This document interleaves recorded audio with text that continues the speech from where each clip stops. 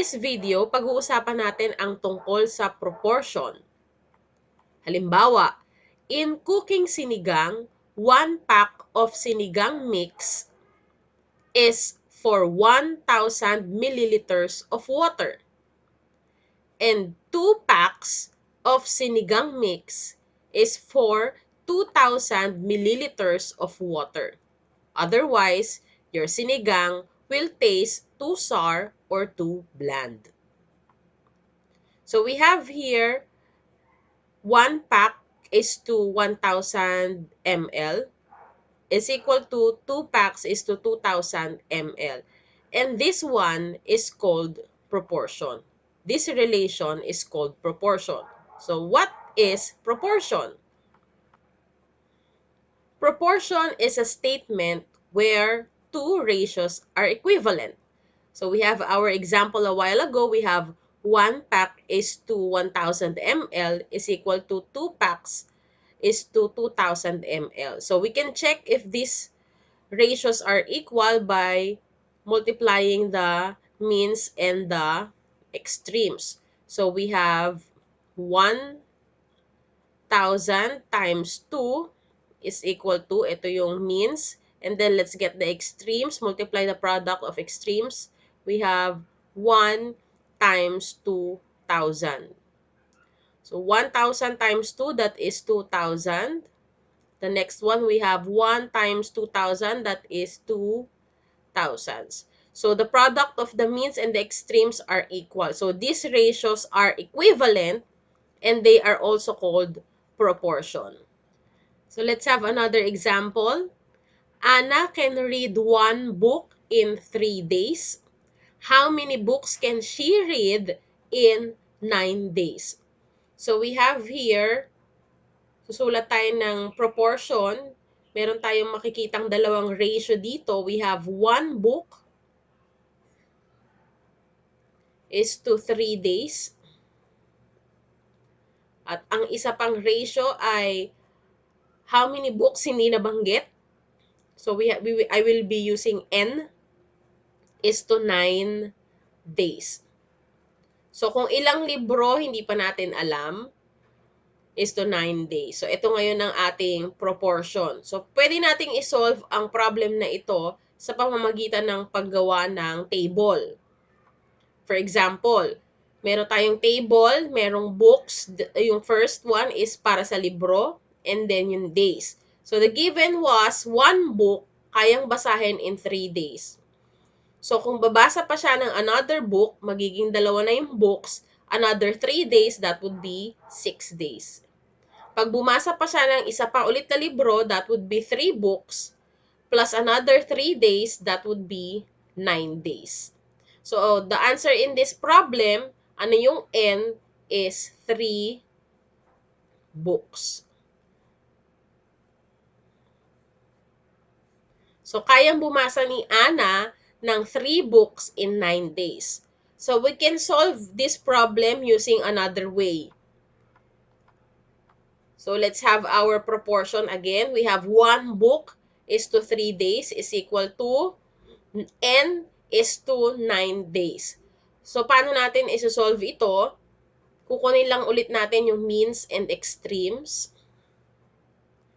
So, i-multiply natin yung means and extremes. First is 3 times N is equal to 1 times 9.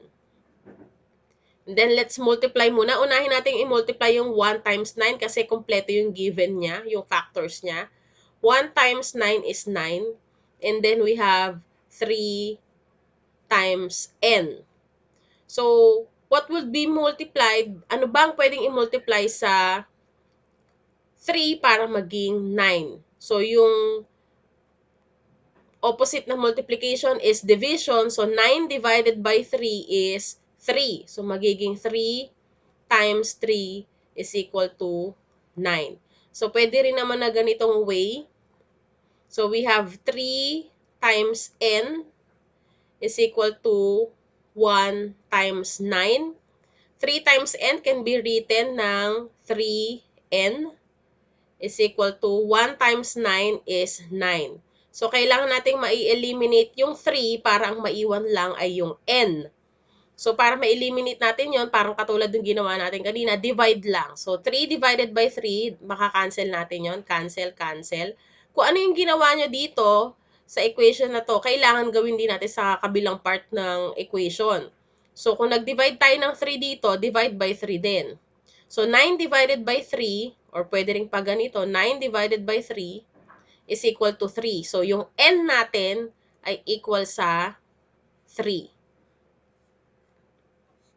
So, ano yung N? Ito yung number of books. So, kayang bumasa ni Ana ng 3 books. 3 books in 9 days. So, let's have another problem. 4 pencils cost 20 pesos. How much would 3 pencils cost? So, meron tayong 4 pencils. So, sumulat tayo ng proportion. 4 pencils is to 20 pesos.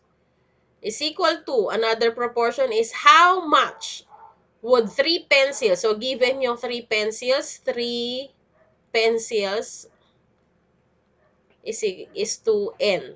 So, bakit n? Kasi hindi pa natin alam kung magkano dahil ang tanong, how much?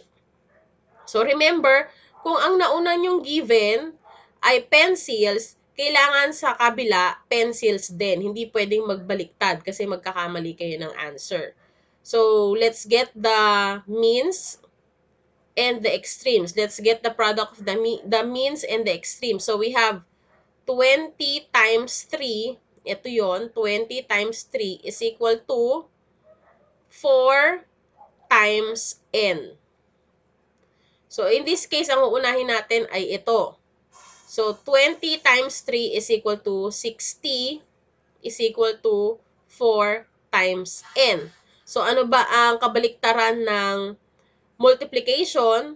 So, ang kabaliktaran ng multiplication ay division. So, magiging 60 divided by 4 para masagutan natin to, yung n. So, 60 divided by 4 is equal to 15. So, 4 times 15, 60. So, para malaman natin kung ano yung n, ano ba ang pwedeng i-multiply sa 4 na ang kalalabasan ay 60? So, ang sagot dito ay 15. So, 15 yung n natin. So, pwede rin ganito, kung nalilito sa ganyan. So, we have 20 times 3, ito other way to, times 4 times n. So, again, 20 times 3, 60 is equal to 4n. And then, i-eliminate natin yung 4, di-divide natin by 4. So, 4 divided by 4, cancel. Kung nag-divide ka ng 4 dito sa kabilang part ng equation, dapat mag-divide din. So, 60 divided by 4. So, pwede rin yan ganito, 60 divided by 4. So, 60 divided by 4 is 15. 15, ang naiwan na lang dito ay yung n. So, n is equal to 15.